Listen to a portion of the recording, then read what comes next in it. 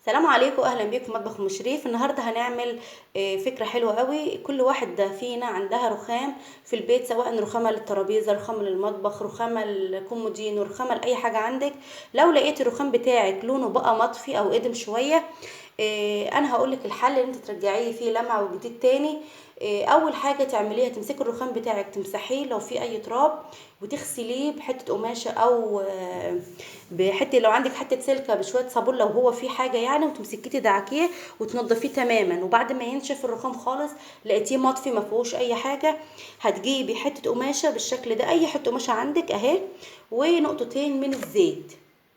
كل اللي هنعمله هنجيب القماشه بتاعتنا بالشكل ده، وهنحط فيها طبعا الرخامه بتاعتي ديت مش مطفيه طبعا لان انا بعملها كتير. بصوا بقى، كل اللي انا هعمله هجيب القماشه كده واحط نقطتين زيت من الازازه كده. طبعا انت على حسب الرخامه بتاعتك هتحطي زيت، يعني لو عندك رخامه كبيره حطي بزياده. طبعا انا عشان خاطر الرخامه بتاعتي انا عاملاها هحوص القماشه بالشكل ده وهدعك كده. بصوا اهو، همسك القماشه بتاعتي كده واقعد ادعك كل القماشه بحرفها، بصوا كله اهو. هبص الاقي الرخامه بتاعتي لمعت وبقت بتضوي، وفي نفس الوقت الزيت بتاعها مفيش زيت بيلمع. بصوا بينشف الرخامه بتشربه، يعني انا لسه ماسحه اهو بالزيت، المفروض تبقى ايدي فيها لمعه بزياده، مفيش عادي جدا اهو. ولو سبتيها كمان دقيقتين هتبص تلاقي الزيت الرخامه شربته وفي نفس الوقت بيلمع.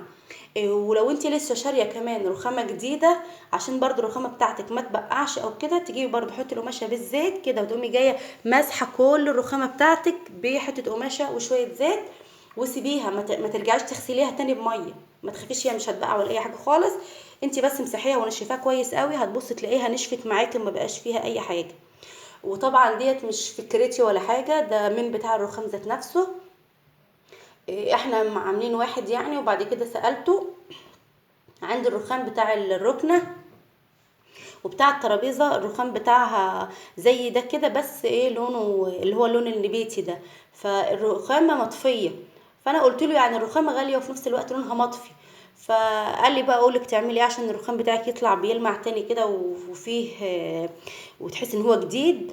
احنا بنعمل عندنا كده طبعا في الورش بتاعتنا. قلت له طبعا قول لي. فقال لي طب هاتي لي حته قماشه وهاتي لي زيت.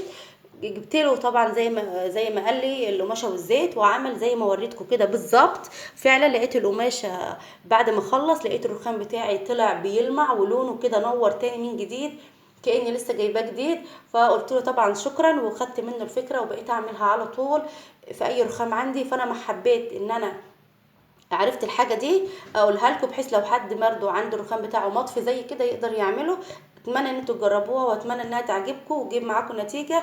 بشكركم جدا والى اللقاء في فيديو جديد.